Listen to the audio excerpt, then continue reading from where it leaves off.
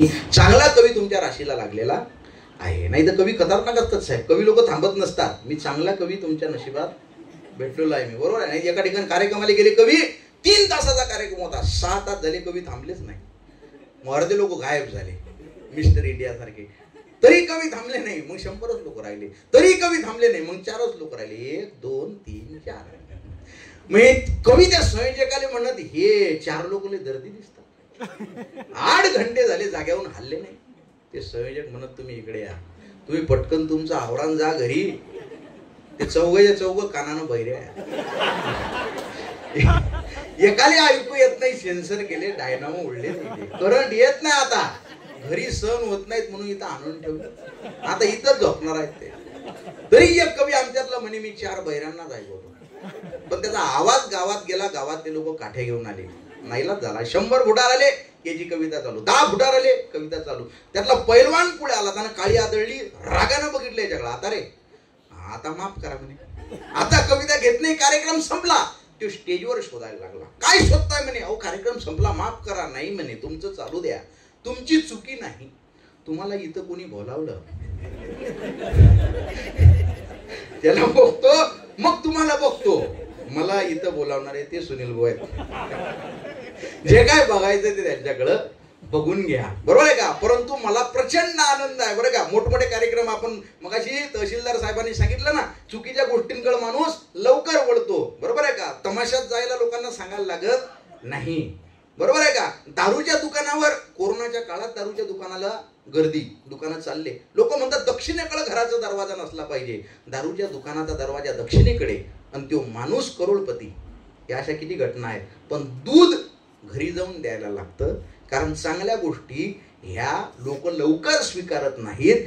पण कार्यक्रम वेगळा न घेता करिअर गायडन्स, मोटिवेशन या गोष्टीसाठी इतका सुंदर कार्यक्रम सुनील भाऊंनी आयोजित केला. एकदा त्यांच्यासाठी टाळ्या वाजवा. मनापासून तुम्ही टाळ्या वाजवता. याच्या पलीकडे काय पाहिजे. महाराष्ट्रात मी एवढे कार्यक्रम केले साहेब, पण एवढ्या टाळ्या वाजवणारे लोक मला पहिल्यांदा बघायला भेटले. असं नाही, खूप ठिकाणी असे मला लोक भेटतात, पण बोललं की प्रशंसा केली की जरा बरं वाटते. पण मनापासून हसणारे तुम्ही लोक आहे. मी फार बोलणार नाही, फक्त 2च मुद्दे तुम्हाला सांगणार आहे. पहिला मुद्दा, किंवा आपल्याला आयुष्यामध्ये, आता प्रत्येकाला काहीतरी स्वप्न असतं ना. फक्त एकदा हातवर करा, कुणाकुणाला आयुष्यात काहीतरी स्वप्न आहे, काहीतरी स्वप्न ठरवलेलं आहे त्यांनी, की बा मला आयुष्यात हे व्हायचं आहे किंवा हे बनायचं. हात एकदम 120च्या स्पीडनं वर करायचा, असा अर्धा हातवर नाही पाहिजे. हा, क्या बात आहे. हात खाली करा. एकदा हातवर करा. वर इथं विद्यार्थी कोण कोण आहेत एकदा हातवर करा, म्हणजे मला दिसलं पाहिजे. वा वा, हात खाली करा. जे ज्येष्ठ लोक आहेत ज्यांनी हात वर केला नाही, त्यांचं म्हणणं आहे की आता आम्ही जगातले सगळ्यात ज्ञानी लोक झालेलो, आम्ही काही विद्यार्थी राहिलेलो नाही. या जगात माणूस मरेपर्यंत विद्यार्थी असतो, आणि तो मरेपर्यंत विद्यार्थी असावा. ज्यांचे ज्यांचे स्वप्न आहेत ना, 3 गोष्टी आहेत फक्त. तुमचं जर स्वप्न असेल ना, बरोबर आहे का, तर स्वप्न आणि हार्डवर्क आणि प्लॅनिंग या गोष्टीमुळे तुम्ही यशस्वी होऊ शकता, बरोबर आहे का. कळते का तुम्हाला मी काय सांगतोय. स्वप्न वजा प्रयत्न बरोबर टाइमपास. आलं लक्षात. तुमच्याकडे स्वप्न आहे, प्रयत्न करण्याची ताकद नाही, तर तो टाइमपास आहे, बरोबर आहे का. स्वप्न वजा प्रयत्न टाइमपास, बरोबर आहे का. प्रयत्न वजा स्वप्न, बरोबर आहे का. फक्त तुमची विश आहे की नाही. फक्त स्वप्न आहे, प्रयत्न नाही, प्रयत्न आहेत, स्वप्न नाही, तरी सुद्धा कार्यक्रम फेल होतो. तुम्ही गाडी पाहिली असेल रस्त्यावर जाणारी, एखादी 4 5 10 12 कुत्रे त्या गाडीच्या मागे पळत निघतात, बरोबर आहे का. Action is great, action of dog is great, but aim is not selected. What to do after catching the car. ते गाडी पकडल्यानंतर करायचं काय हे कुत्र्यांचं ठरलेलं नसतं, बरोबर आहे का. एकदम वेगानं धावतात ते. म्हणून आपलं स्वप्नही ठरलेलं पाहिजे, आपले प्रयत्न पाहिजेत. आणि स्वप्न कसं ठरवायचं मी मगाशीच सांगितलं. 4 प्रश्न स्वतःला विचारायचे. सगळ्यात जास्त माझा इंटरेस्ट कशामध्ये आहे. तुम्हाला कपिल शर्मा माहिती आहे ना. कपिल शर्मा नावाचा माणूस माहिती आहे ना. त्याचं पेमेंट खूप आहे, त्यांची लोकप्रियता खूप आहे. विराट कोहली माहित आहे तुम्हाला, अमिताभ बच्चन तुम्हाला माहित आहे, सोनू निगम, अरिजित सिंग तुम्हाला माहिती आहे, बरोबर आहे का. APJ अब्दुल कलाम तुम्हाला माहिती आहे, नरेंद्र मोदी तुम्हाला माहिती आहे, शरद पवार तुम्हाला माहिती आहे. सगळ्या पक्षाचं एक एक नाव घ्यायला गेलं. या सगळ्या लोकांचं आपापलं करिअर आहे ना. मला सांगायचं काय आहे, की ज्या त्या माणसाचं आपापलं करिअर आहे. विश्वास नागरे पाटीलही तुम्हाला माहिती आहेत, बरोबर आहे का? माहित आहेत ना. भुरा कादंबरीचे लेखकही तुम्हाला माहिती आहेत.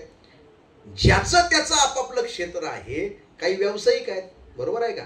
तुम्हाला करायचं काय आहे मी तुम्हाला खरं सांगतो. मी तुम्हाला हे नाही सांगणार की बा तुम्ही फक्त स्पर्धा परीक्षा करा, परंतु जर तुम्हाला तुमच्या या असलेल्या जगण्यातनं काहीतरी आईवडिलांचं नाव करायचं असेल तर पहिली स्टेप तुम्ही त्या स्पर्धा परीक्षेकडे वळणं गरजेचं आहे. आणि आपल्याला वाटतं ना, आणि साधं स्वप्न कधी ठेवू नका. काही जणांना वाटत असेल आपण पोलीस भरती करू शकतो, काहींना वाटत असेल MPSC थ्रू छोटी पोस्ट घेऊ, काहींना वाटत असेल सरळ सेवा किंवा काही.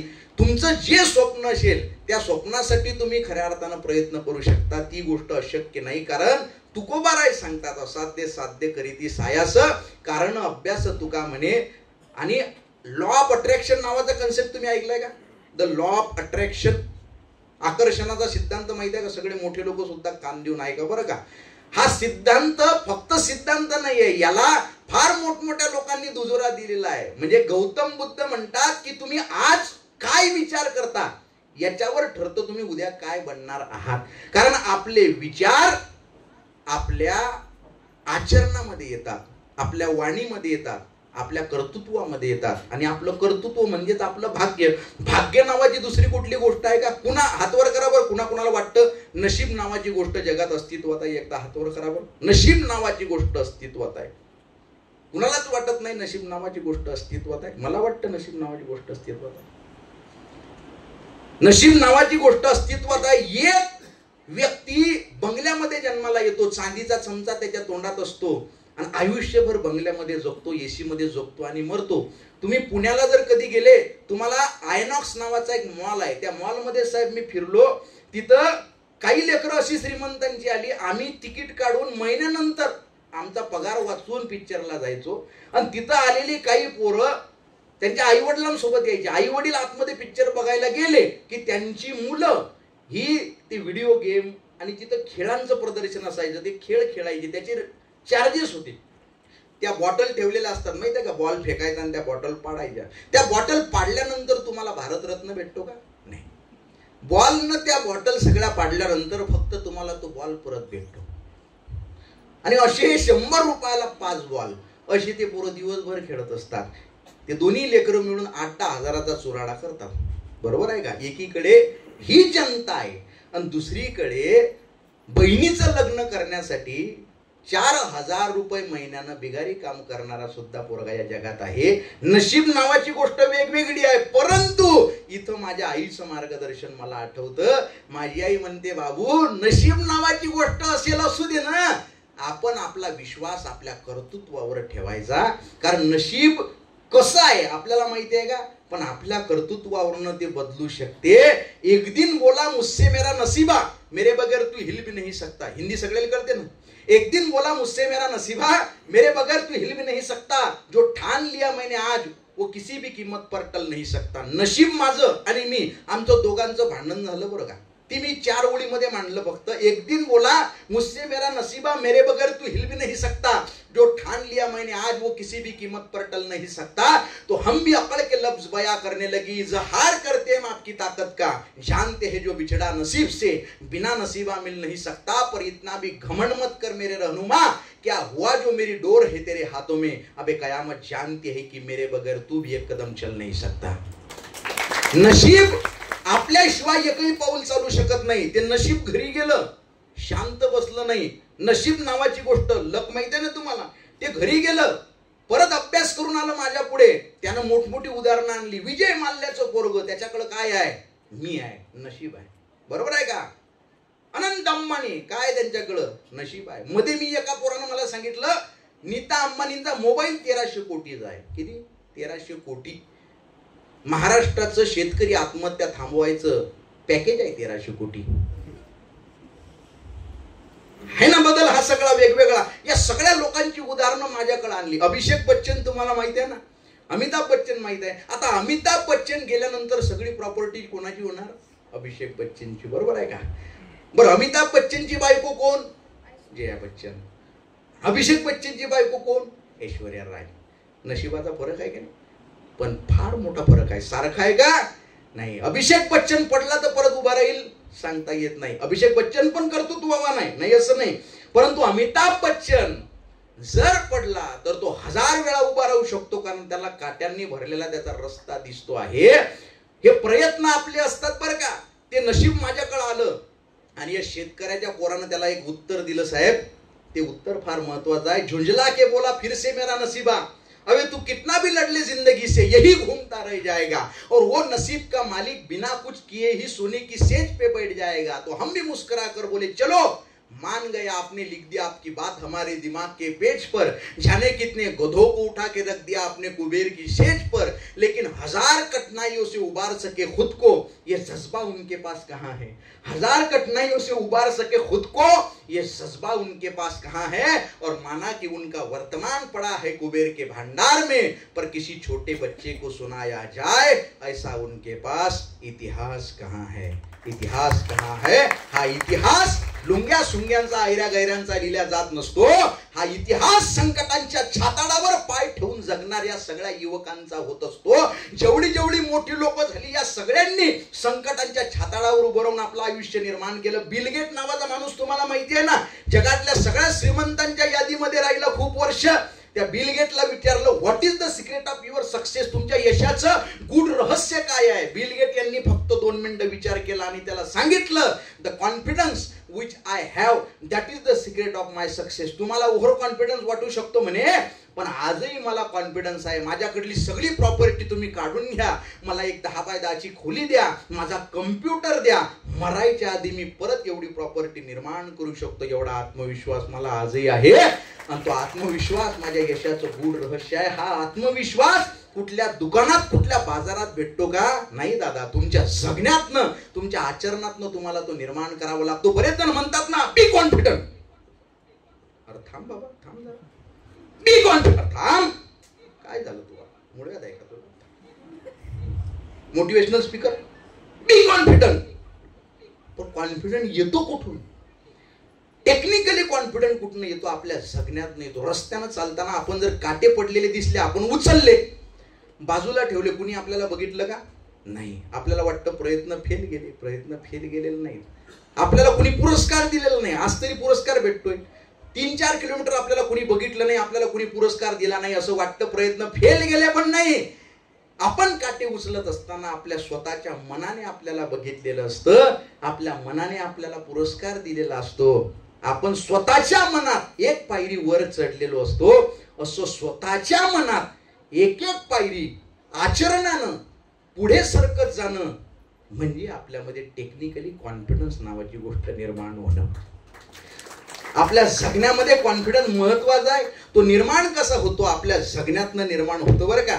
त्यामुळं आपल्या आई वडिलांपेक्षा, आपल्या मित्रांपेक्षा, मैत्रिणींपेक्षा कधीही मोठं होऊ नका, समजू नका. आपलं यश बोललं पाहिजे, आपलं कर्तृत्व बोललं पाहिजे, आपले शब्द बोलले नाही पाहिजे, आपला अहंकार बोलला नाही पाहिजे. अरे अभिमान मत कर आदमी, मैं ही भला मेरा भला, कुछ सोच अपने मगज में किसका अहम जग में चला, रावण सरीज सुर की मुंडी जमीन में धस गई, भर जिंदगी का नाश हो हर बात आकर फस गई, हर बात आकर फस गई. अहंकारानं कुणाचंच भलं झालेलं नाहीये.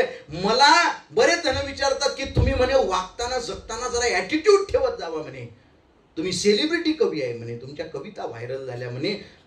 आता पुणे विद्यापीठाला अभ्यासक्रमाला सुद्धा माझी कविता लागली बरं का. पुणे हे मित्र वणव्यामध्ये गारव्यासारखा. माझ्या गावामध्ये भूमिपुत्राचा सन्मान सोहळा म्हणून एक कार्यक्रम झाला. त्या कार्यक्रमामध्ये आमच्या गावातल्या लोकांनी ठरवलं की बा आपल्या गावाचं नाव रोशन केलं, याला पुरस्कार देऊ आपण. त्या कार्यक्रमाला माझी आई हजर नव्हती, माझे वडील हजर नव्हते. ऐकताय सगळेजण? माझी बहीण हजर नव्हती, माझा भाऊ हजर नव्हता. का? माझ्या वडिलांना ब्लड कॅन्सर नावाचा दुर्धर आजार झालेला होता. 5 महिन्याच्या आधी या जगाचा त्यांनी निरोप घेतला. ज्या दिवशी तो कार्यक्रम होता भूमिपुत्रांचा सन्मान सोहळा, त्या दिवशी माझे वडील एका हॉस्पिटलमध्ये होते, आई एका हॉस्पिटलमध्ये होती. आणि आई जवळ माझी बहीण, भाऊ हा वडिलांकडं. माझ्या हक्काचा माणूस माझं कौतुक बघायला नव्हतं. मी 6:15चा कार्यक्रम होता, संध्याकाळचा. सगळं गाव हजर होतं. आणि मी माझ्या वडिलांना SDP नावाच्या प्लेटलेट लागतात, इथं मेडिकलचे लोक असतील तर सिंगल डोनर प्लेटलेट, त्या प्लेटलेट आणायसाठी अमरावतीला गेलो, 7:30 वाजता स्टेजवर पोहोचलो, माफी मागितली लोकांची, मी तसाच आलो तसाच स्टेजवर चढलो, म्हटलं माफ करा अख्खं गाव इथं आहे म्हटलं आणि मी उशिरा आलो, पण तुम्ही जेवढे म्हटलं मला गावातनं फोन केले त्याच्यापेक्षा जास्त माझ्या वडिलांनी मला हॉस्पिटलमध्ये असताना फोन केले. माझे वडील मला म्हटले गड्या अनंता तू म्हणे काय गावापेक्षा जास्त मोठा झाला का म्हणे बाबू, मला गावातनं 10-12 लोकांचे फोन आले तुला गावात जायला उशीर झाला म्हणे. माझ्या वडिलांनी मला एक वाक्य सांगितलं म्हणे अनंता लक्षात ठेव मरेपर्यंत म्हणे एक माझं वाक्य, आयुष्यात किती मोठा झाला आणि किती पुढे गेला ना तरी तुला शेवटी मेल्यानंतर जाळायला आपल्या गावातच आणायला लागणार आहे. आपल्या लोकांपेक्षा आपण मोठं झालेलो नसतो. ही गोष्ट कायम मरेपर्यंत माझ्या लेकरांनो लक्षात ठेवा, कारण आपण काय विचार करतो याच्यावर ठरतं आपल्याला पुढे काय व्हायचं आहे. आणि या जगामध्ये तुमच्या व्हॉट्सअपच्या डीपीला, तुमच्या मोबाईलच्या डीपीला महापुरुषांचे फोटो असले पाहिजेत. कुठल्याच राजकीय माणसाचा तुमच्या डीपीला फोटो असता कामा नये. सावित्रीबाई फुले, महात्मा ज्योतिबा फुले, छत्रपती शिवाजी महाराज, डॉक्टर बाबासाहेब आंबेडकर, ही लोक, बरोबर आहे का, ही लोक आपल्या स्टेटसला, आपल्या डीपीला, आपल्या मोबाईलच्या वॉलपेपरला असली पाहिजेत. कुठलाही सेलिब्रिटी हिरो आपल्या स्टेटसला असू नये. आपल्या बापापेक्षा कोणता सेलिब्रिटी हिरो नाही, आपल्या आईपेक्षा महत्वाची कुठली हिरोईन आपल्यासाठी नाही. आणि क्रिकेटर तिकडे त्या ग्राउंडवर किती रन काढतात, विराट कोहलीनं किती शतकं मारले हे आपल्यासाठी महत्वाचं नाही हो. आपला बाप आपल्यासाठी किती एरझरा ऑफिस पर्यंत मारतो, शेतात या बांधावरून त्या बांधावर आपला बाप किती चक्रा मारतो ना, हे चक्रा आपल्यासाठी महत्वाचे आहेत. आपला बाप, आपली माय आपल्यासाठी महत्वाची आहे. मी मायबाप नावाची एक छोटीशी कविता साहेब याच्यावर लिहिलेली होती. ती कविता ऐकून वृद्धाश्रमातनं आई वडिलांना घरी आणलं लोकांनी. मायबाप नावाची कविता आहे. तुमचा फार वेळ मी घेणार नाही बरं का, पण मला वाटतं ती कविता मी तुम्हाला ऐकवणारच आहे, बरोबर आहे का. तुम्ही सगळे जेवायचे राहिलेला आहे, मी बी जेवायचा राहिलेला आहे. मी बोलू का 10-15 मिनिटं? मी बोलणारच होतो, पण असं विचारले कसं सगळ्यांना बरं वाटतं की हा आपल्याला विचारलं बा. असं नाही, मी खरंच परमिशन घेतलेली आहे सगळ्यांची. हजारो किलोमीटर बसलेल्या मित्रांशी तासन तास गप्पा करायला आजच्या पोरांना वेळ आहे, पण घरी बसलेल्या आई वडिलांची तब्येत विचारायला त्याला वेळ नाही. लक्षात ठेवा माझ्या मित्रांनो, तुम्हाला आजारी असताना तुमचा मित्र मैत्रीण गुड बाय टेक केअर म्हणून मेसेज टाकून झोपी जाईल, पण तुमच्यासाठी दुधाचा ग्लास आणि पार्लेचा बिस्कुट पुडा घेऊन येते ना, ती फक्त तुमची आई असते रे. आणि अर्ध्या रात्री गळ्याला हात लावून नकळत बघतो ना तुमचा ताप, तो असते फक्त तुमचा बाप. ज्याले मायबाप कळले त्याले वेद कळले, ज्याले कळला बाप त्याले कळला विठोबा, आणि ज्याले कळली आई त्याले कळली रखुमाई. कवितेचं शीर्षक आहे मायबाप, कारण हे मायबापच जगात सगळ्यात श्रेष्ठ आहेत ना. एक मित्र मला कॉलेजचा भेटला परवा, आम्ही सेकंड केला, एकमेकाला मिठी मारली, गप्पा झाल्या. हळूच मी त्याला विचारलं का रे आई कशी आहे, आई कुठं आहे. डोळ्यात पाणी आलं त्याच्या. आई माझ्याकडे नसती म्हणे, आता वृद्धाश्रमात असते ती, घरी म्हणे जागा कमी आहे, फ्लॅट सिस्टीम आहे, लग्न झालं म्हणे, 2 लेकरं आहेत. ऍज अ केअर टेकर म्हणून आईला म्हणे वृद्धाश्रमात ठेवलेला आहे. मी भेटायला जात असतो म्हणे महिन्याच्या महिन्या, आता वाढदिवसाला भेटून आलो म्हणे मी. त्यानेही मला प्रतिप्रश्न केला, तुझी आई तुझ्याकडेच असते ना, तुझी आई तुझ्याकडेच असते ना. माझ्याही डोळ्यात पाणी आलं, कंठ गैवरला. म्हटलं नाही बे, अजून तरी मला ईश्वराने एवढं मोठं केलं नाही. माझी आई माझ्याकडे नसते, जन्म झाल्यापासून मीच माझ्या आईकडे असतो. आपल्या आईपेक्षा आपण मोठे झालेलो नसतो. कुणाला डोळे झाकताच सुंदरा दिसते, कुणाला रंभा उर्वशी वसुंधरा दिसते. कुणाला डोळे झाकताच सुंदरा दिसते, कुणाला रंभा उर्वशी वसुंधरा दिसते. नव नाटकी जगास न जाणो काय काय दिसते, मी डोळे झाकताच राबणारी माय दिसते. मायचं संसारिक ज्ञान बघत गेलो, त्यानं मनाचा अहंकार पुसत गेला. कधी कधी अहंकार व्हायचा साहेब आपल्याला, की बा आपण भाषण करतो, व्याख्यान करतो, बॉलिवूडमध्ये कविता गेल्या, पुस्तकात कविता लागल्या, घरी गेलं आमच्या आई म्हणते बाबू मुंगी होऊन साखर खा, हत्ती होऊन लाकडं फोडू नको. त्यावेळेस संसाराच्या ज्ञानात माझी आई मला PhD होल्डर वाटते. मायचं संसारिक ज्ञान बघत गेलो, त्यानं मनाचा अहंकार पुसत गेला आणि सतत चालणाऱ्या बापाच्या पायाच्या भेगाईत मला यशाचा मार्ग दिसत गेला. अरे गदगदून हसताना मटकन डोईवले करणारी माय, दुखाचे डोंगर पेलताना सुखाचा झरा तिनच निर्माण करावा, आणि आकुळ पॅन्ट स्लीपर चप्पल घालून जग जिंकल्याचा अभिमान मा बापानच बाळगावा. अरे दुःखातून सुखाचे क्षण पाकडायले, दुःखातून सुखाचे क्षण पाकडायले, आणि गवसलेल्या क्षणात अख्ख जीवन जगायले मले मा मायनं शिकवलं.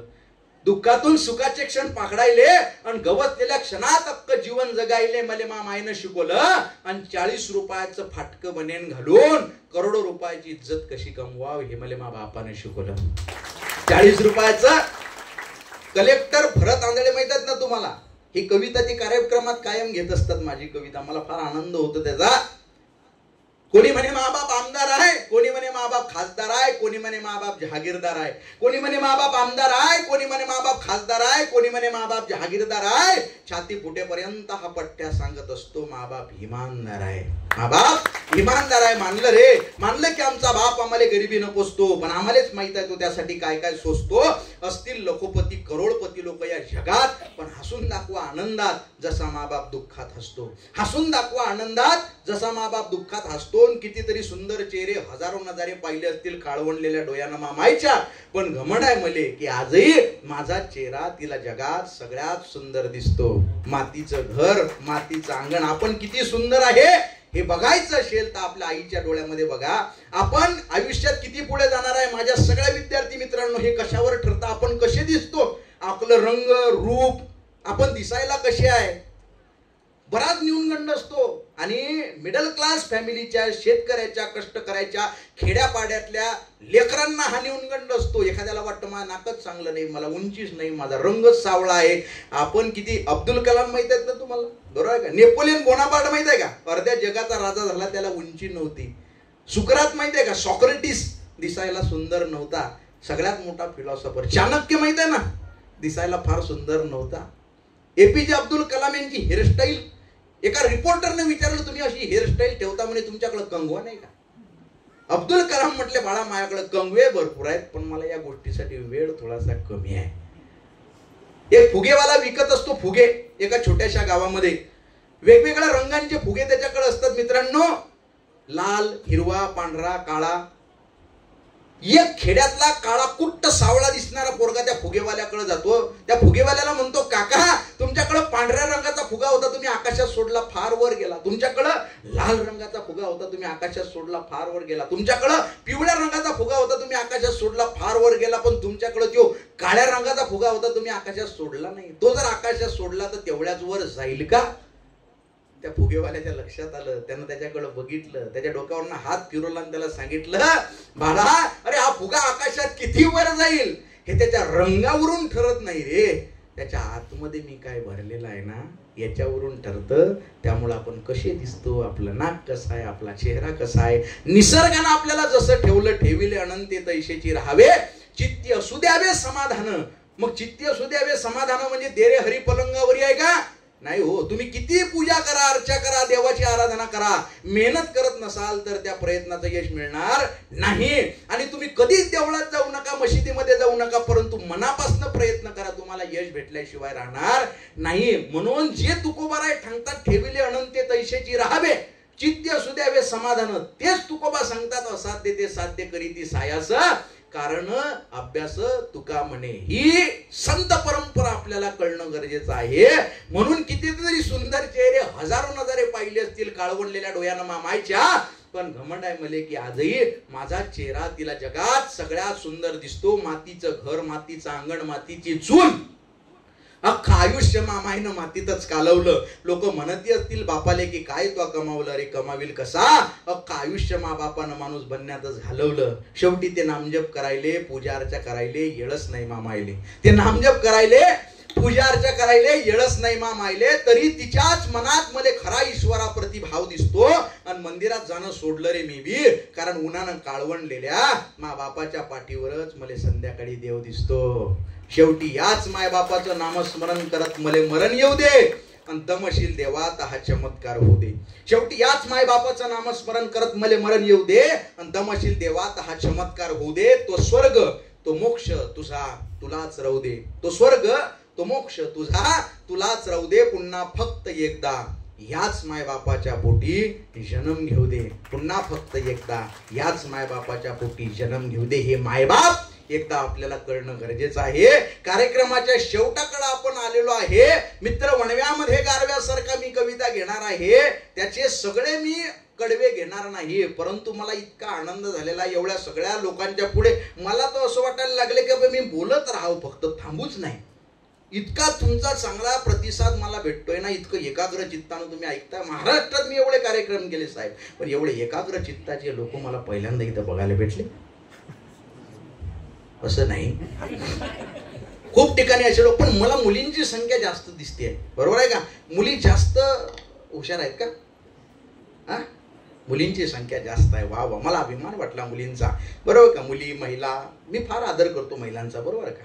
म्हणजे घाबरतो हाही एक विषय आहे, परंतु मी आदर सुद्धा जास्त करतो. बाबासाहेब आंबेडकर म्हटले, समाजाची तुम्हाला एकंदर प्रगती बघायचं असेल तर त्या समाजातल्या महिलांची प्रोग्रेस तुम्ही बघितली पाहिजे. आणि महिलांना मुळात डावलून हलक्यात घेऊन चालत नाही. महाराष्ट्रातल्या राजकीय लोकांनी महिलांना हलक्यात घेतलं होतं, मग लाडक्या बहिणीने त्यांना दाखवून दिलं आपला राजकारणाशी संबंध. पण सगळ्या मुलींना लक्षात ठेवा, तुमचा हक्काचा लाडका भाऊ एकच, मी अनंत विठ्ठल राऊत. तुमच्या अकाउंटला कोणी पैसे पाठवले ते तुमचे लाडके भाऊ. कारण मी फार विचार केला बरं का मुलींनो, तुमचं करिअर करण्याचं आयुष्य वेळ फार वेगळा आहे. मग तुमचं लग्नाचं परत लग्नावर विषय सांगितला साहेबांना की लग्नाला पोरी भेटना झाल्यात पोरांना. तुमच्या सोलापूरचीच गोष्ट आहे. तहसीलदार कार्यालयावर मोर्चाच काढला पोरांनी, आम्हाला बायका नाही. तहसीलदारच लग्न नाही झालेलं, म्हणजे त्या मोर्चाला काय अर्थ आहे का मला सांगा? लग्नच नाही. अहो तुम्ही नोकऱ्या करा. सुशिक्षित बेरोजगाराची फार परिस्थिती झालेली आहे. बरोबर आहे का? तुम्ही एखादा दगड फेकून मारला ना तुम्ही पुण्यात, तर तो सुशिक्षित बेरोजगारालाच लागतो. बरोबर. 2 इंटरव्ह्यूला जातात सुशिक्षित बेरोजगार साहेब.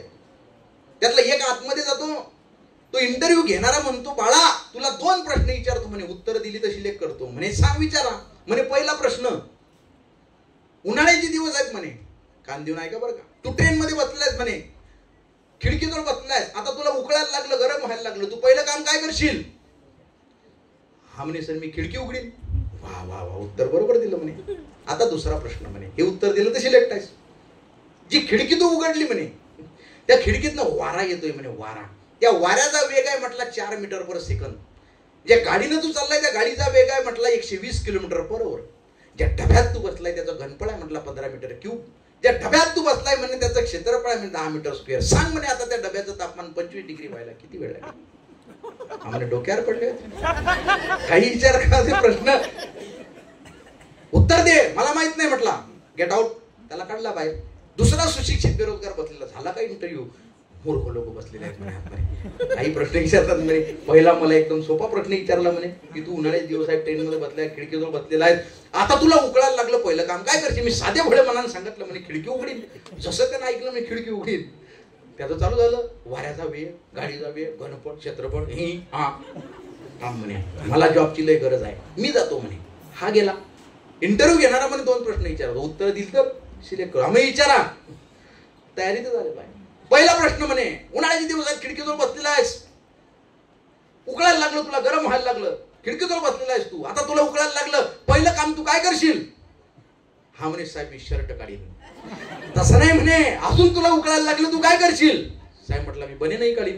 अबे तसं नाही म्हटलं भावड्या, तुला अजून उकळायला लागलं तू काय करशील? साहेब म्हटलं मी पॅन्टातला रुमाल काढील आणि स्वतःला हवा घालील. ते झालं लाल भडक. तसं नाही म्हणे, अजून तुला गरम होतंय, उकळायला लागतं, तू काय करशील? साहेब म्हटलं मी पॅन्टही काढीन. अबे म्हणे लोक बघणार नाहीत का, तुला हसणार नाहीत का? म्हणे साहेब मी सुशिक्षित बेरोजगार, मला आहे जॉबची गरज, माय राहिलं लग्न, अक्का भोंगळा झालं, चालते खिडकी उघडणार ना.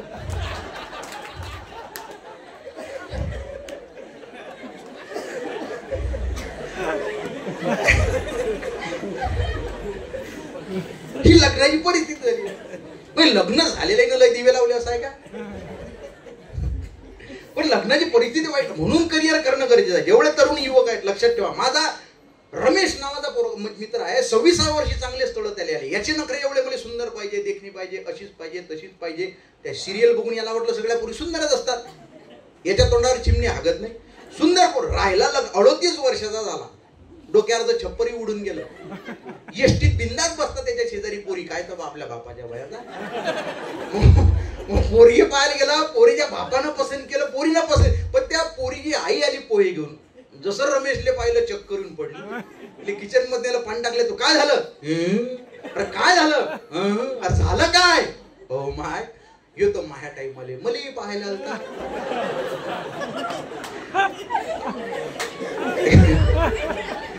साधा विषय नाही हा, विनोदाचा विषय आहे का? शेवटचा मुद्दा. अहो लग्नाचा विषय म्हणून सांगतो, कोणत्याही कारणामुळे लग्न तुटते. शेवटचा मुद्दा सांगतो फक्त, बरोबर आहे का? गणेश शांताराम काळे नावाचा माझा मित्र आहे.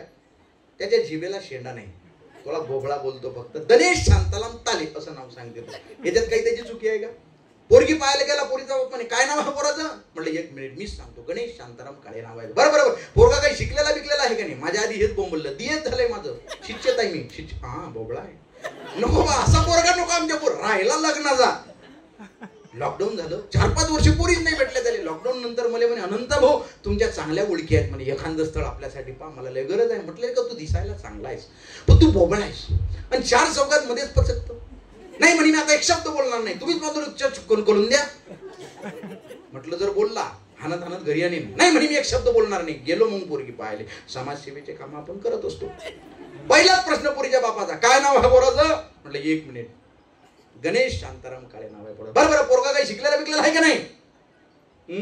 आणि डीएड झाले पोराचं, शिक्षक आहे. वा वा पसंत आहे म्हणे आम्हाला, तरणा बाण पोरगा आहे. त्याला काय माहिती बोबळा आहे. पसंत आहे म्हणे. पसंती झाली. मला वाटलं जमलं ताई, आपलं एक समाजसेवेचं आपण काम केलं. नाही ती नवरी मुलगी आली चहा घेऊन.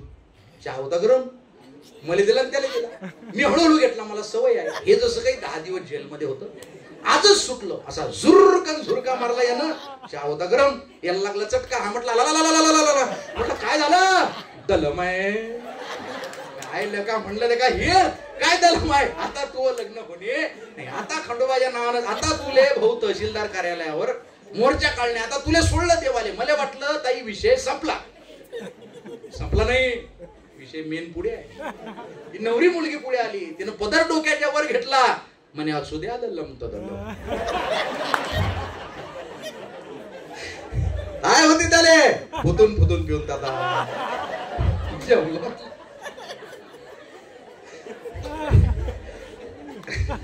लग्नाचा विषय काढला म्हणून खऱ्या अर्थानं खरं तर लग्नाचा विषय म्हणून ज्याने लग्न केले त्याने काही फार दिवे लावले असं नाही.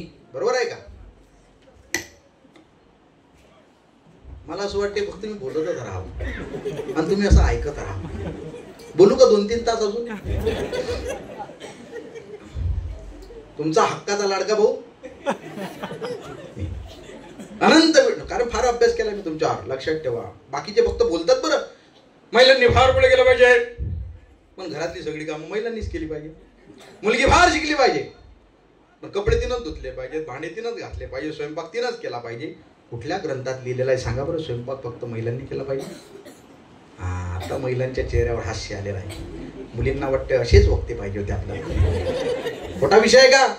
फार अन्याय झाला ताई, महिलांवर फार अन्याय झालेला आहे. अहो मराठी भाषा शिकत असताना सगळेजण शिक्षक आहेत नाही, मराठी भाषा शिकत असताना पहिल्या पानापासून तुमच्यावर अन्याय बोला. पहिलं पान उघडलं मराठी भाषा शिकत पहिलंच पान पहिलंच वाक्य असते, बबन अभ्यास कर. कमल पाणी भर. बबनला अभ्यास करायला बसव, कमलला पाणी भरायला पाठव. रमेश पाटावर बस, कोमल त्याला वाढ. म्हणजे खैरापांडा फक्त जेवायलाच बसलेला आहे. बदल आहे की नाही? फार साधा विषय नाही हा. अहो घरातल्या वस्तू असतात ना, वस्तू वहिनी, त्या वस्तूंपासून तुमच्यावर अन्याय बोला. मोठमोठ्या वस्तूंना पुल्लिंगी नाव आहे, छोट्या वस्तूंना स्त्रीलिंगी नाव आहे. तो म्हणजे पुल्लिंगी, ती म्हणजे स्त्रीलिंगी. तो आंबा कारण तो गोड आहे, ती कैरी कारण ती आंबट आहे. तो सागर कारण तो विशाल आहे, ती नदी कारण ती छोटी आहे. तो पर्वत ती टेकडी, तो नाला ती नाली, तो गाव ती गल्ली, तो हंडा ती कळशी, तो रांजण ती घागर, तो दरवाजा ती कुंडी, तो फळा ती पाटी, तो खडू ती लेखणी, तो माईक ती केबल, तो खुर्ची तो टेबल, ती खुर्ची तो टेबल, तो पेटारा ती पेटी, तो गॅस ती चूल, तो हॉल ती खोली, तो मोठा ती छोटी, मग हाच पती 7 जन्म भेटावा म्हणून ती फेऱ्या मारते वडाच्या झाडाला आणि तिचा नवरा शिट्ट्या मारतो तमाशाच्या फडाला. येणार चलबे फार मोठा विषय, विनोदाचा विषय आहे का हा? सगळे मॅच्युअर्ड लोक इथं आहेत.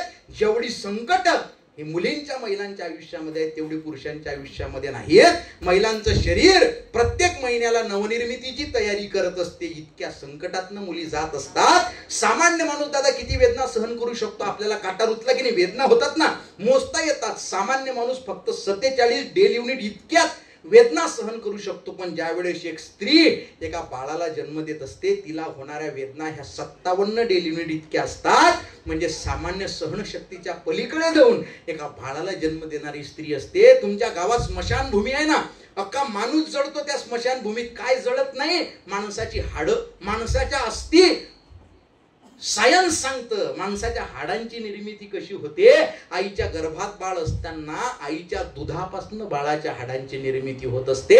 म्हणजे ती चिता सुद्धा म्हणत असेल, अरे छोटी मोठी प्रत्येक गोष्ट जाळण्याची ताकद माझ्यात आहे, पण आईचं दूध जाळण्याची ताकद अजूनपर्यंत माझ्यात आली नाही.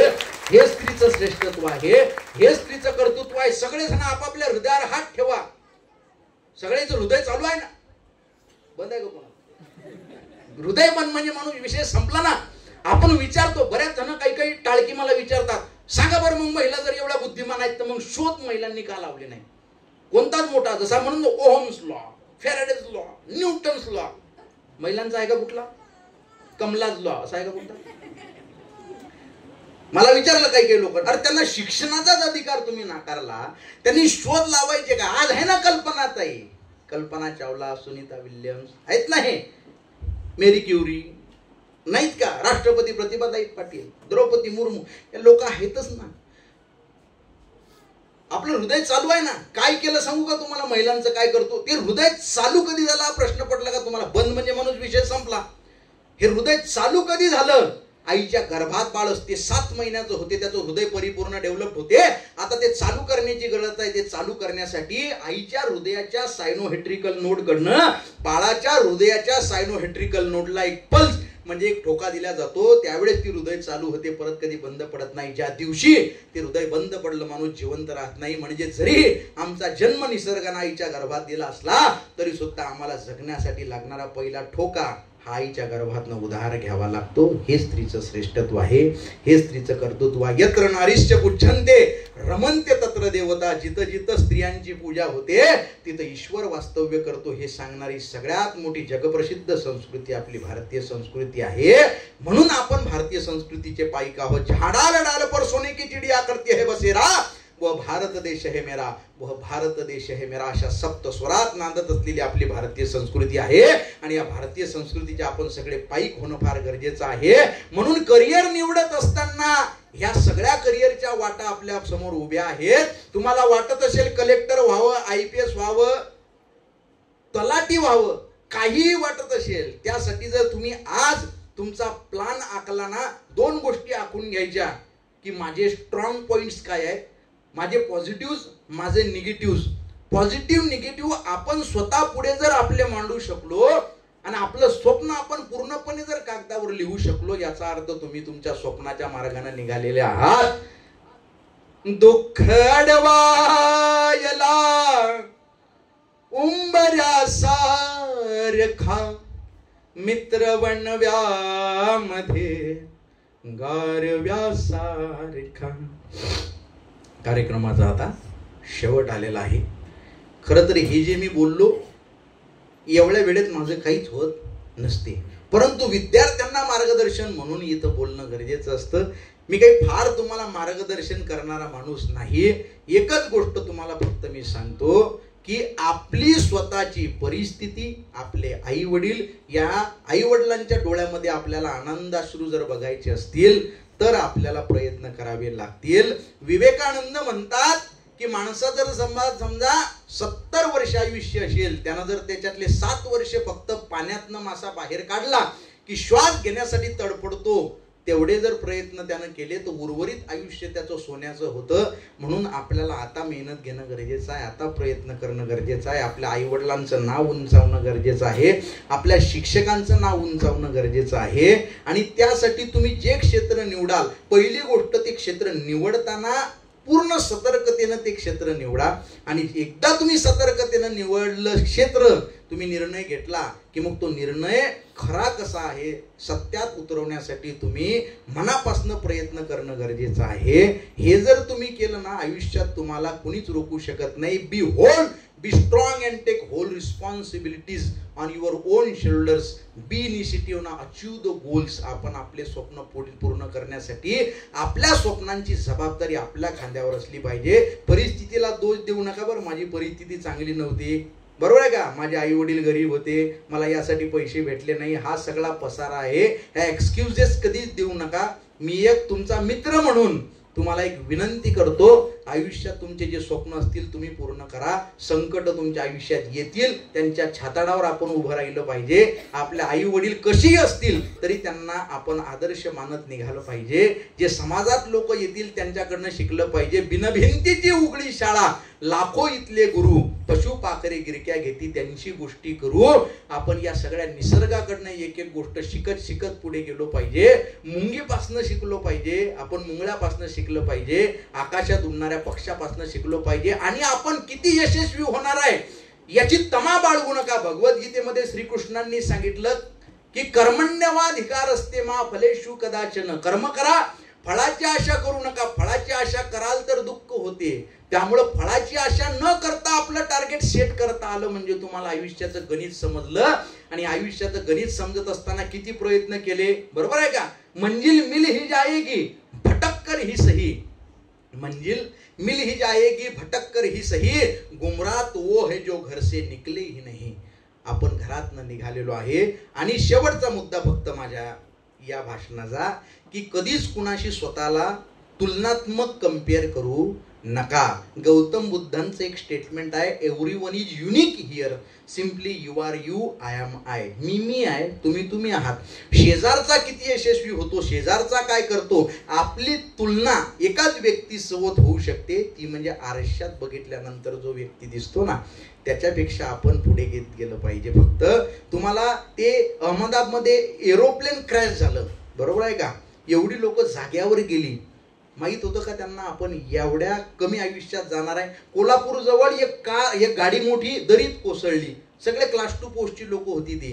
त्यांच्या आयुष्यातल्या लोकांनी त्यांच्याशी तुलना केली असेल, हे किती सुखी लोक आहेत, यांचं करिअर सेटल झालं, लग्न, बायका, पोरं सगळे आनंदी आहेत. त्यांना माहीत नव्हतं की वयाच्या 34व्या 35व्या वर्षी ते या जगाचा निरोप घेणार आहेत. त्यामुळं आपला टाइम झोन आपला आहे. Everyone has its own time zone. प्रत्येकाचा टाइम झोन वेगळा आहे. त्यामुळं आपल्याशी दुसऱ्याचं कोणाचं कंपॅरिझन न करता आपलं कालची परिस्थिती काय होती, आजची परिस्थिती काय आहे आणि मला उद्या काय करायचं, इतका सिंपल मार्ग जगण्याचा आहे.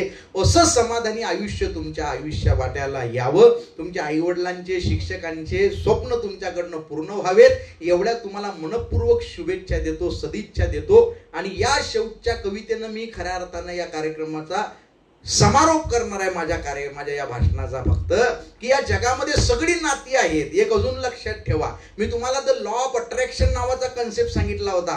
तिथं मी सांगताना राहिलो की मी डिप्लोमाला असताना आम्ही 3 रूममेट होतो. मी, अनंत राऊत, एक कपिल उमाळे आणि एक नितीन पाटील. आणि तिघांची स्वप्न बोलताना वेगवेगळे होते. आपण काय बोलत असतो, कपिल उमाळे नावाचा व्यक्ती म्हणायचा की मला पार्टनर आयुष्यामध्ये फक्त समाधान पाहिजे, मला अशी नोकरी पाहिजे की जिथं माझ्या डोक्याला हेडॅक नको, म्हणे शांततेत मी बसलेलो आहे, सिक्युअर्ड जॉब आहे, कुणी मला काढणार नाही आणि मी सह्या करतोय असा जॉब मला पाहिजे.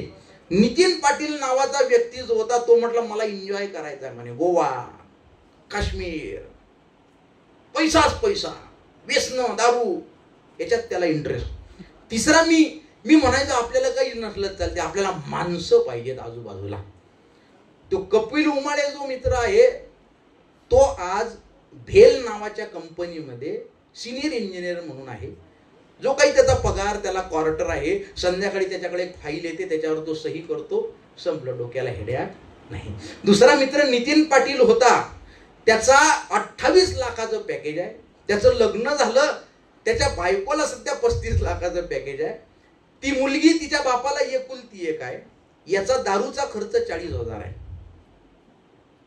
मी त्याचं नावही सांगितलं खरं तर, पण हा व्हिडिओ काही जाणार नाही कुठं. तिसरा मी अनंत राऊत, माझ्या भोवती माणसंच माणसं आहेत. बाउन्सर लागले मला त्या जालन्याच्या कार्यक्रमात, अंबडच्या बाउन्सर लागले मला बाहेर काढायला, तरी 1.5 घंटा लागला बाहेर काढायला. माणसंच आले आपल्या आयुष्यात.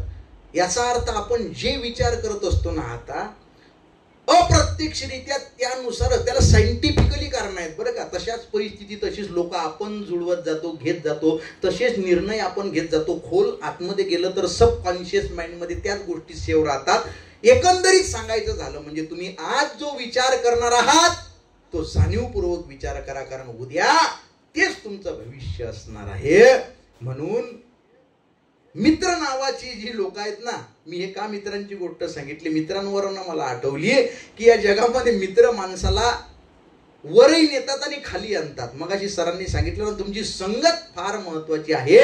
तुकोबाराय म्हणतात, ढेकणाच्या संगे हिरा दुभंगला, ढेकणाच्या संगे हिरा दुभंगला, कुसंगे नाडला साधू जैसा. ढेकणाच्या सानिध्यात जर तुम्ही हिरा ठेवला ना तर त्या हिऱ्याचे तुकडे करतं ढेकण.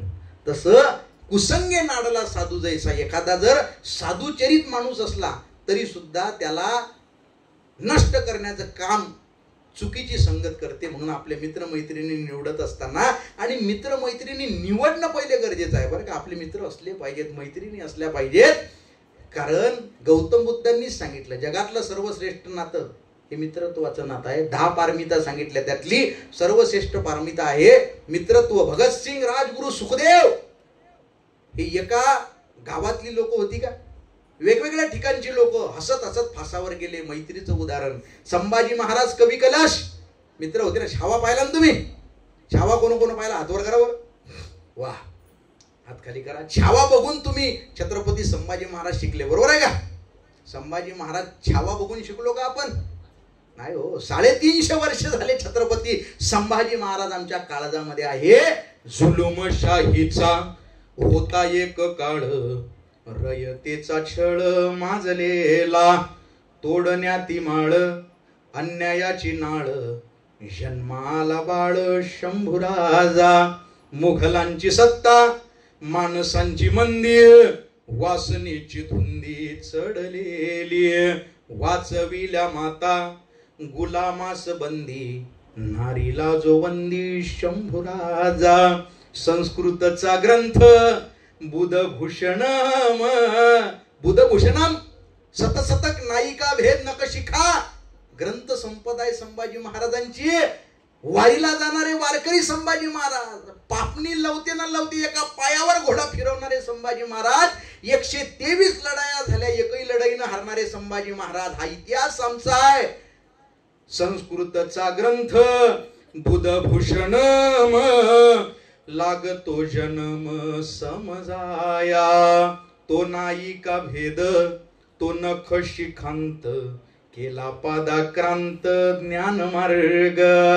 कापलेली मान झुकलीच नाही, चालेनाच काही औरंग्याचे.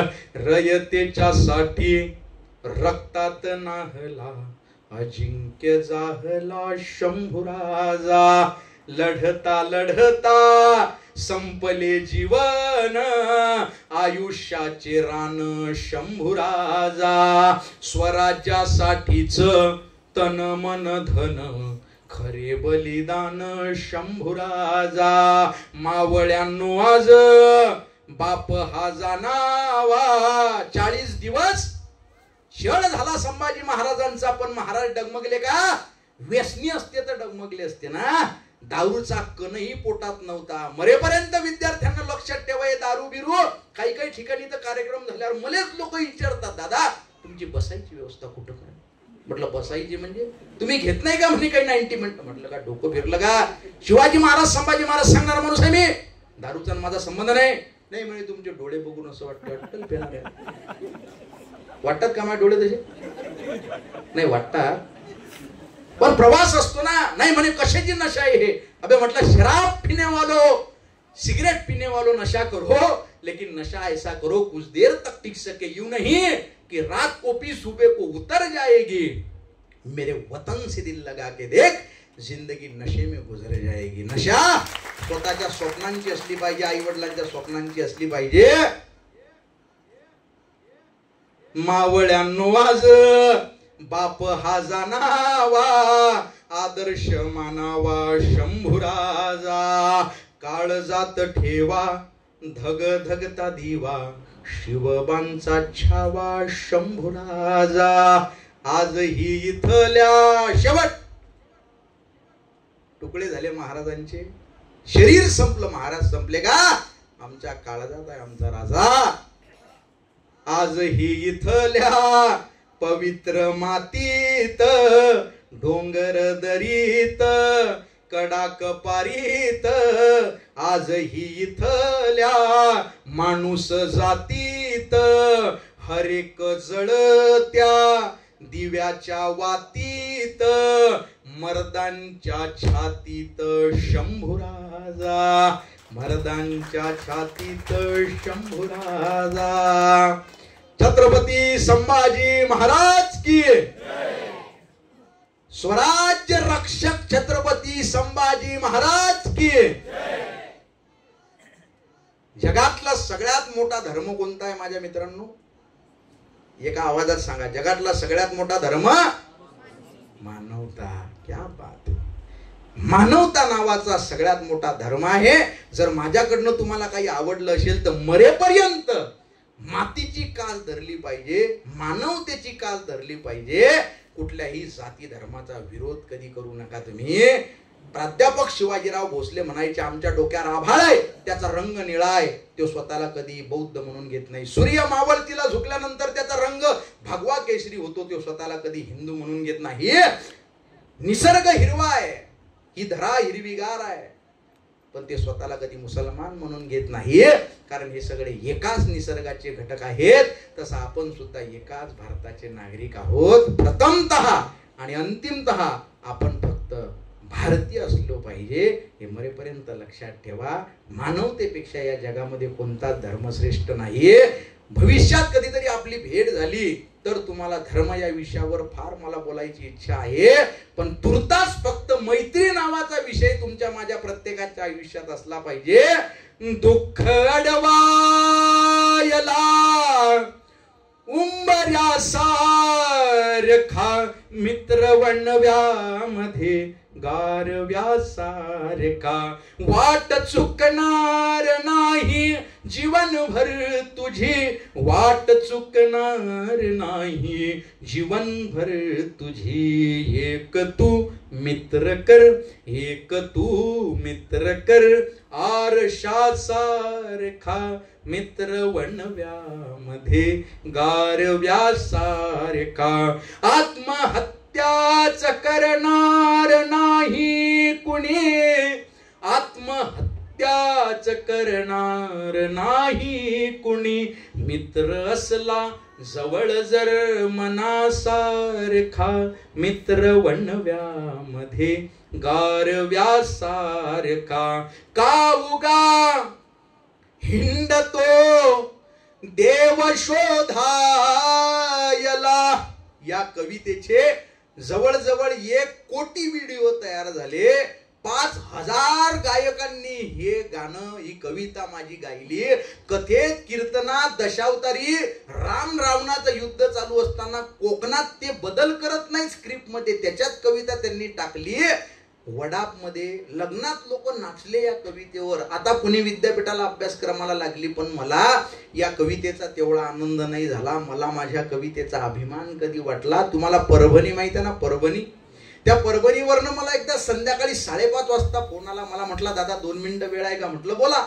आवाज अस्वस्थ होता त्याचा. काही नाही म्हणे दादा, 15 दिवस झाले म्हणे मित्राचा मेसेज कॉल नव्हता. अचानक दुपारी 2:15 वाजता मोबाईलवर मेसेज पडला म्हणे काही चुका झाल्या असतील तर माफ करून टाक गळ्या, आज आपल्या मैत्रीचा शेवटचा दिवस. माझ्या डोक्यात ट्यूब पेटली म्हणे. मी गाडी काढली, त्याच्या घरी गेलो.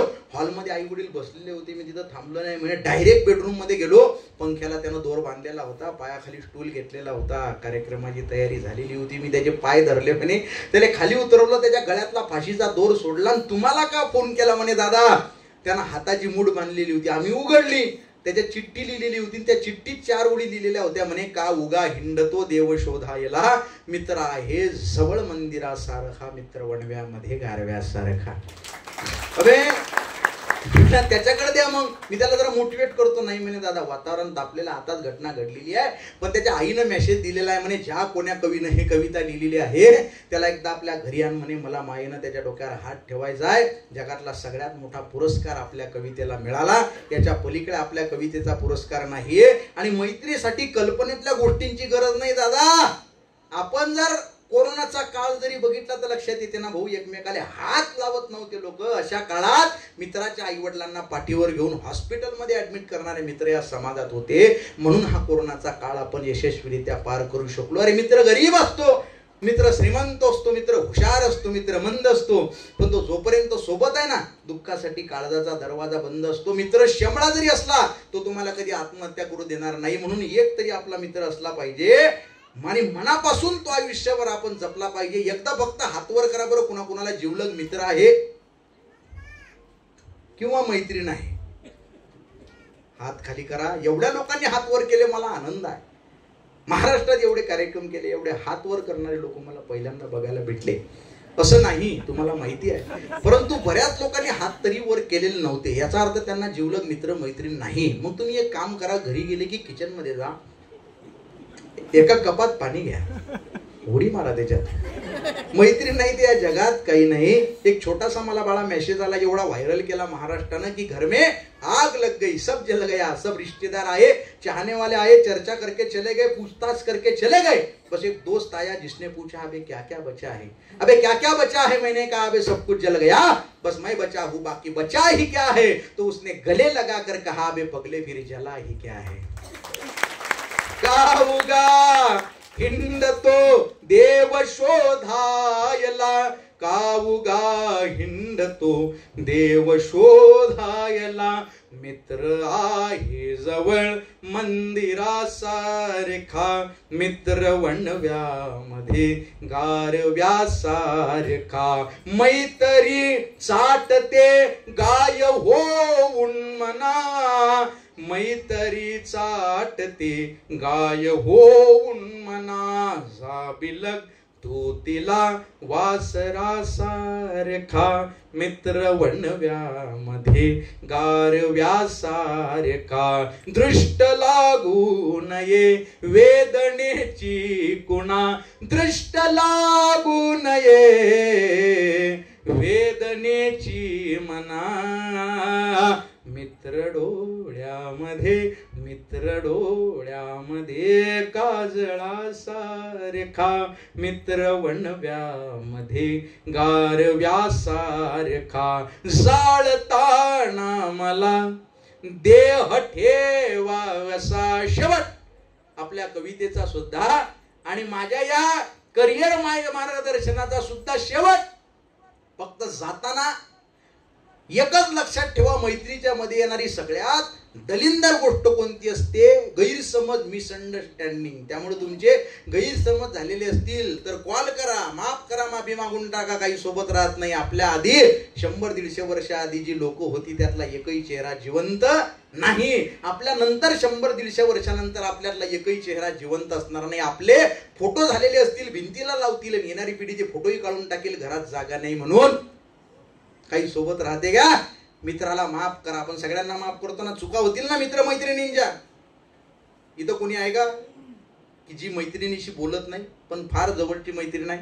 हात वर करा बरं. अशी कोणी आहे का की तिची मैत्रीण किंवा तिची मैत्रीण तिच्यासोबत बोलत नाही? जिवलग मैत्रीण आहे का कोणी? माफ केलं पाहिजे की नाही? चुरगाळल्यानंतर फुलांनी दिलेला सुगंध म्हणजे क्षमा, आणि क्षमा ज्ञानी माणसाचं सगळ्यात जवळचं लक्षण आहे. माफ करा. मित्रांना सांगा तुम्ही चुकलायस, मी तुझ्या पाठीशी आहे. सोबतीने संपवू अंधार मित्रा.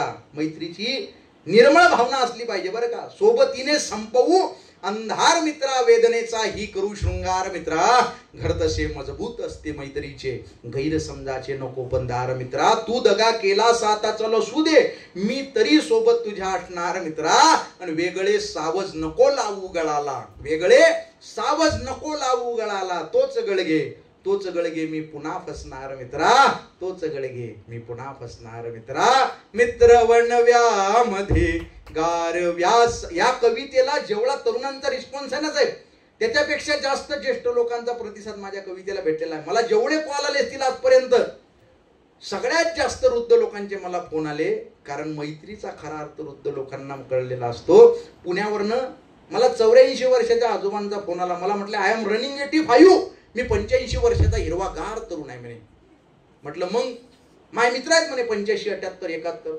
म्हटलं मग आम्ही गेट टुगेदर घेतो म्हणे प्रत्येक महिन्याच्या पहिल्या बुधवारी. म्हटलं मग काही नाही म्हणे बाबू, आमच्यातल्या कोणाची तरी विकेट पडलेली असते, त्याला आम्ही श्रद्धांजली देण्याचा कार्यक्रम घेतो, आणि त्या श्रद्धांजलीला हे वृद्ध लोक खतरनाक असतात. पण आपल्याला वाटतं कार्यक्रमाची शोभा, घराचं जर वैभव बघायचं असेल तर त्या घरात वृद्ध व्यक्तीची अवस्था काय आहे हे बघणं गरजेचं आहे. आपल्या या कार्यक्रमामध्ये मगापासून माझ्या पाठीशी खंबीरपणे उभे राहणारे बसलेले आहेत. त्यांचं वय आहे 90 वर्ष. मला प्रचंड अभिमान आहे साहेब की तुम्ही माझ्या समोर माझ्या पाठीमागे बसलेला आहात. हे आपलं वैभव आहे बरं का. उतार वयात जर्जर झालेलं शरीर कमरेतून वागतं तेव्हा आयुष्य चेहऱ्यावर सुरकुत्यांचं सुंदर नक्षीकाम करतं, डोक्यावर केसांचं पांढरं शुभ्र आभाळ निर्माण करतं, आणि या बदलणाऱ्या ऋतूंची दृष्ट लागू नये म्हणून काळवणलेल्या डोळ्यात मोतीबिंदूचा एखादा तीट लावतं. तेव्हा अस्पष्ट झालेल्या नजरेला स्पष्ट दिसत असतं सगळं, आणि त्या स्पष्ट नजरेतनं लोक आपल्याकडे बघत असतात. आणि आपल्या सगळ्यांना अभिमान असला पाहिजे की सगळेच्या सगळे सेन्सर या आजोबांचे चालू आहेत. मगापासून मी त्यांना बघतोय, एकही सेन्सर गेलेला नाही. जोरदार टाळ्या एकदा आजोबांसाठी वाजवा. हे आपलं मोटिवेशन आहे, बरोबर आहे का. याच्या पलीकडे मोटिवेशन नाही. काय म्हटले मला ते पुण्याचे आजोबा, आमच्यातल्या कोणाची तरी विकेट पडलेली असते म्हणे, आम्ही त्याला श्रद्धांजली देण्याचा कार्यक्रम घेतो, त्या श्रद्धांजलीला कोणता श्लोक म्हणत नाही म्हणे. गळ्या तुझी ही मैत्रीची कविता आम्ही श्रद्धांजली म्हणून वापरतो, याच्या पलीकडे आपल्या कवितेचा पुरस्कार नाही. जाळताना मला शेवट देह ठेवासा, ते दक्षिणेकडे पाय करा उत्तरेकडे पाय करा. मला जाळताना कसं ठेवा. मैत्रीमध्ये मित्रांमध्ये राहणारा माणूस आहे बरं मी. प्रत्येक जिल्ह्यात प्रत्येक तालुक्यात माझे मित्र आहेत. मी स्टेटस ठेवलं नाही. स्टेटस ठेवलं असतं तुमचा हॉल कमी पडला असता. माणसं जोडण्याचं काम केलंय दादा मी फक्त. जाळताना मला देह ठेवासा, जाळताना मला देह ठेवासा, कसा हात खांद्यावरे हात खांद्यावरे टाकल्या सारखा, मित्र वणव्यामध्ये गारव्या सारखा, जाळताना मला देह ठेवासा. खांद्यावर हात टाका बरं एकदा सगळेजण. पुरुष मंडळी खांद्यावर हात टाका एकदा. सगळे सगळे या शब्दामध्ये सगळे आले. महिला वर्ग सगळे खांद्यावर. मुलींनो खांद्यावर. वा वा. हा पद्धतशीर टाकायचा, काही काळजी नाही. तुम्हाला मित्र नाही, तुम्ही जागा बदलली पाहिजे. ये ना चल आजोबा. हा त्यांनी खांद्यावर हात टाकला. वा वा. स्टेजवर सगळेजण नम्र विनंती आहे माझी. आजोबांनी टाकलेला हात. वा वा साहेब. सगळे तिकडे त्यांच्याजवळ कोणी नाही. तुम्ही इकडे इकडे या ना या खुर्चीवर. वा वैचारिक लोक आपल्या. वा वा क्या बात. सलाम वालेकुम. वालेकुम अस्सलाम वरहमतुल्लाहि बरकातुहू. ईश्वर सगळ्यांचं कल्याण करो. मी ज्या गावात राहतो मी ते भोंगा कवितेत सांगत असतो बरं का. नाही खांद्यावर हात काढू नका. नाही नाही सांगणं कॅन्सल करतो मी, पण खांद्यावर हात काढू नका तुम्ही. ते बरंच बघू भोंगा कवितेमध्ये. दादा खांद्यावर टाकाव कोणी टाका टाका ना तुम्ही. शेवटचा भक्त आपला दादा टाकाव. हे बघा मा अंत बघू नका बरं तुम्ही. तुम्हाला सगळे तुमच्या आईची शपथ आहे खांद्यावर टाका. हाडाचा कवी आहे ना मी. टाकला का आता सगळ्यांनी. आता तुम्हाला आई बापाची शपथ आहे. माझ्यासोबत 2 ओळी म्हणायच्या. प्रत्येक जण ज्याला ज्याला तोंड आहे तो म्हणणार आहे. आपल्याला इंडियन आयडल मध्ये जायचं आहे का. लहान झालं पाहिजे ना, मोठं होऊन माणसाला मरायला लागणार आहे. लहान झालं पाहिजे. लहानपणात एका देवा मुंगी साखरे जरा वा ऐरा होत रत्न थोरत त्याशी अंकुशाचा मारा जया अंगी मोठेपणात आहे यातना कठीण खांद्यावर हात काढू नका, खांद्यावर हात टाका. मा अंत बघू नका बरं. जो खांद्यावर हात टाकणार नाही, मला सगळ्या भाषा येतात बरं. मार्गदर्शन करायला आलो म्हणून मी गप आहे. सगळे म्हणतात माझ्यासोबत 2 ओळी. काय कार्यक्रम संपला ना आता आपला, 30 सेकंदाचा कार्यक्रम राहिलेला आहे. म्हणा पण सगळे ना मनापासून. माझ्या आतडे बाहेर पडले. म्हणा मित्र वणव्यामध्ये गारव्या, मित्र वणव्यामध्ये गारव्या सारखा वाट चुकणार नाही जीवनभर तुझी, वाट चुकणार नाही जीवनभर तुझी. एक तू मित्र कर, एक तू मित्र कर आरशास का मित्र मध्ये गारव्या सारखा. आत्महत्याच करणार नाही कुणी, आत्महत्याच करणार नाही कुणी. मित्र असला जवळ जर मनात का मित्रवण मध्ये गारव्या सारखा. जाळताना मला देह ठेवासा, जाळताना मला देह ठेवासा. हात खांद्यावरी, हात खांद्यावरी टाकल्या का मित्रवण मध्ये गारव्या सारखा. दुःख अडवायला उंबऱ्यास का मित्रवण मध्ये गारव्या सारखा, गारव्या सारखा, गारव्या सारखा.